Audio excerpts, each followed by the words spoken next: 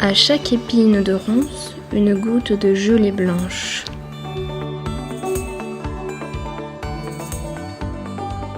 Cascade. Les profondeurs d'un monde bleu ont vibré.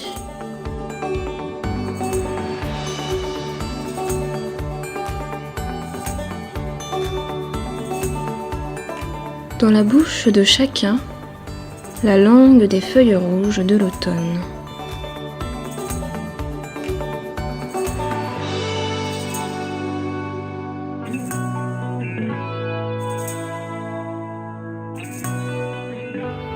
La chasse aux couleurs. Tentative de définition. Chasser les couleurs connues de son esprit pour laisser une place infinie à toutes celles que l'on peut capter à l'endroit où l'on se trouve.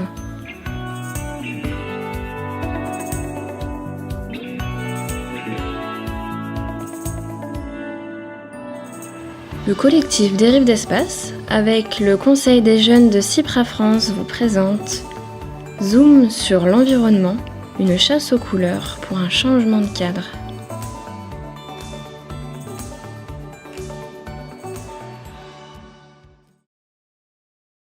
Au mois de novembre 2017, 2 rendez-vous de chasse aux couleurs ont été donnés avec la Maison de la Nature et de l'Environnement de l'Isère comme point de départ des différentes consignes photographiques. Première consigne. Chacun des participants pioche au hasard une couleur. Puis, chacun est invité à se promener en étant attentif à la couleur tirée au sort.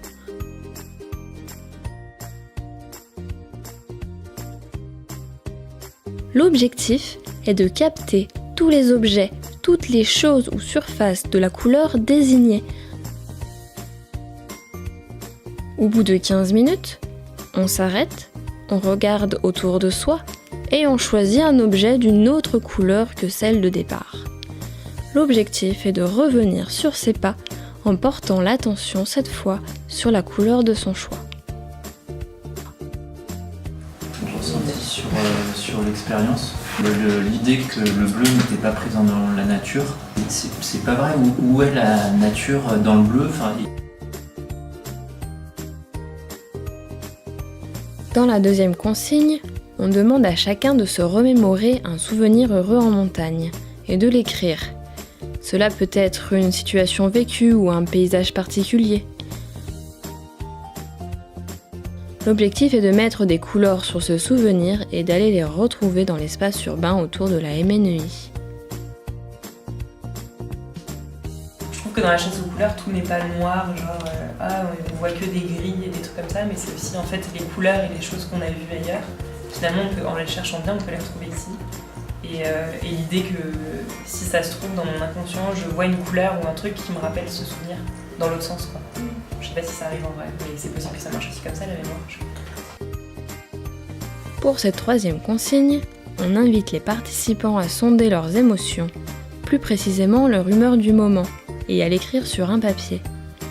Ensuite, chacun détermine une ou des couleurs qui correspondent à son état d'esprit pour les capter dans l'espace public. Mais c'est marrant parce que du coup les couleurs, on se focalise dans l'impression que tout le reste est en noir et blanc et tout le reste ça sort du champ de vision, quoi.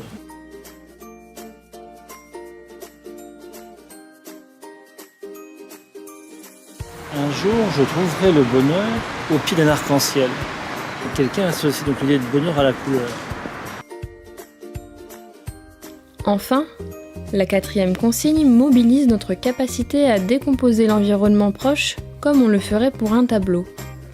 On observe l'espace et les choses, on définit un cadre, un plan d'ensemble et on le capte. Ensuite, on analyse la composition des couleurs, puis on prend en photo chaque élément coloré de notre tableau pour réaliser des focus couleurs. Mais ce qui est marrant, c'est qu'est-ce qui fait notre sélection. Parce que dans un plan de il y a plein de couleurs et puis on décide que ce sera cette couleur, cette couleur, cette couleur. Moi, ce que j'ai trouvé trop marrant, c'est de prendre en photo un truc et après d'aller devoir chercher. Les couleurs, en fait, je les voyais plates si tu fais un aplat, mais en fait, en 3D, ils étaient super loin les uns des autres.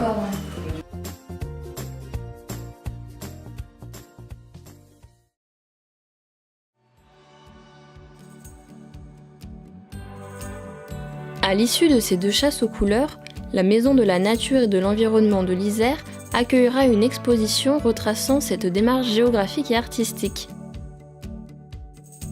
L'exposition sera présentée pour une durée d'1 mois, du 12 février au 9 mars 2018.